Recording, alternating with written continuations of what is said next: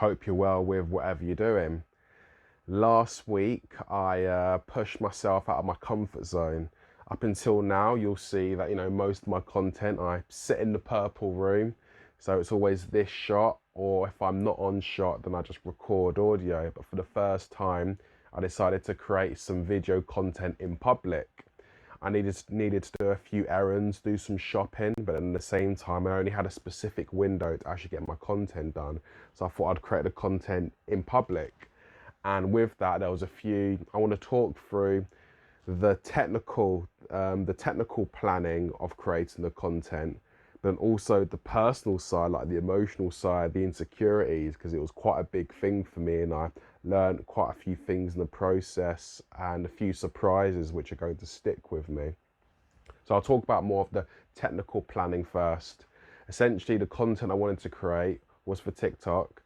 I do a podcast called 360 Base View with guests, long form conversations, 30, 40 minutes, and I create audio clips. So these pieces of content was creating 30-second snippets aimed at TikTok of me talking about different elements of the episode of this seems interesting, maybe you should check out the whole thing on Spotify. That's what it was about. So within all of this, I needed to do a bit of planning. So it was just quite simply, I already created the clips. So of course, downloaded it on my phone and creating a playlist so I could easily go through all of the audio clips that I created. And that was really important because as I was driving to where I was going to do my shopping, I was listening to all of the clips, trying to remember what was spoken about and to create ideas about what I'm going to talk about in response to these clips, because the way I was going to do it was almost like a response video, as in, here's the clip, but I'm going to talk about a key point which I took from it, which personalizes what I got from the experience of interviewing that guest. So just that planning of having it playing. And then there was another change in that, my standard recording, I use a lavalier mic, I've clipped on, I've hidden underneath to try and look all professional and all that. But I didn't decide to use that when I was out and about. I just used my earphones with my mic attached to it, which is my day-to-day listening. And within that, I just kind of put it down my jumper. So my phone was in my pocket.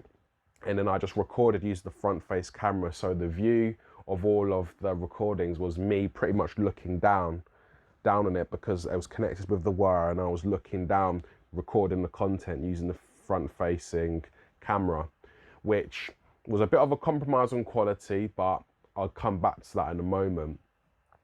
And within all of that, when I was actually creating the content, so then what I did was I listened back to the audio clip, and then I straight away recorded my response or my idea or what it actually inspired. And I did this in a combination of ways.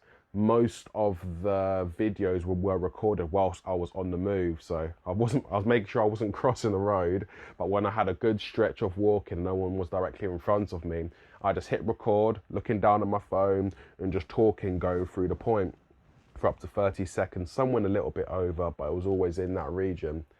I did one every now and again when I was stood still, but on the whole, I was doing it on the move. So that's more of the technicalities of it, which was quite simple. That's the simpler part. I suppose the other part is some of the emotional feelings around that, in that doing content in public, I'm still getting used to doing content, but doing it in public was a whole other thing because of being self-conscious of, okay, who's this guy creating video, some other sort of like YouTuber guy that thinks he's sort of cool, and what is he doing? Is he being a bit weird? But what's really interesting? I didn't get any looks at all. I mean, if you're familiar with the UK, I was doing my shopping in Stockport, not too far from me, a busy town centre, and no one looked at me twice. I think everybody thought that I was talking on my phone, but it's just a really, really good reminder in that everybody's busy with their own lives, and that, to have that, they're not necessarily going to pay attention to what you're doing because you're not that important, because what they're doing in their day-to-day lives is much more important. So that was just a realization of that, in thinking my insecurity actually came from my ego of thinking everyone's going to be looking at what I'm doing, when actually they didn't, because they're busy. So that was the first thing. And then my second insecurity was about production quality. You know, I'm new to creating content, but I've constantly doing research and of leveling up my production qualities. I was thinking, oh, okay, so everything that I've learned through the past sort of 6, 7 months has gone going out the window. I'm using a front-facing camera, so it's a lower resolution. Haven't got my lavalier mic. I'm walking. There's sort of like wind capturing. The speech isn't as clear. With the video side as well as lower resolution, haven't done my lighting right. Haven't set the white balance. Haven't set any of those things. So I was thinking of this production quality is going to make me look less favorable to people that I want to engage with, to build a long-term relationship with, either as fans, supporters of what I do, or paying customers. The interesting thing is that on my Shakeworks TikTok profile, the video which has the most engagement in terms of comments and views is one of those videos, and it's one of the ones which what I did when I sat down and I parked up in my car, just talked to the video, stopped recording, and then walked off.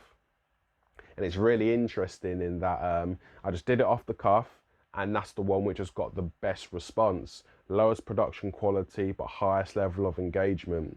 So that was a really good lesson for me in that. And it also made me think about maybe how I build up in my mind when I'm producing content. Based on my weekly schedule, I need to batch create content so I've got time to do other things. So I put this pressure on myself that I have to clear out a day completely to make content. But on this day, it was some shopping, not desirable shopping, it was essential shopping that I needed to do on that day. So day-to-day life needed to happen, I needed to do it. And I thought I didn't want to lose any time. So what was interesting is that from the time I drove to where I needed to go, to this town centre in Stockport. So I drove there, parked my car, walked to do my shopping, and came back to my car. The time period between parking my car, walking to do my shopping, and getting back to my car was just under an hour. And during that time I was shopping and creating my content, and I created 10 30-second videos which are now scheduled to be uploaded on TikTok at different intervals.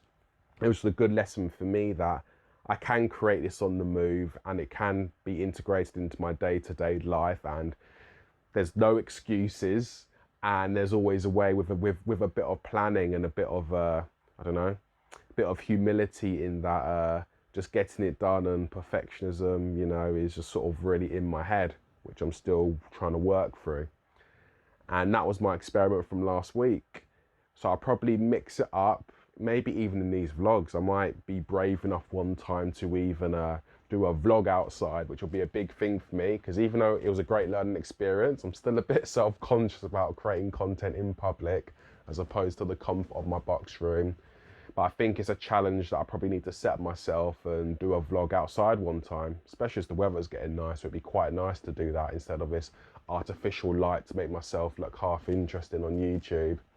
And that's what I've learned by creating content in public.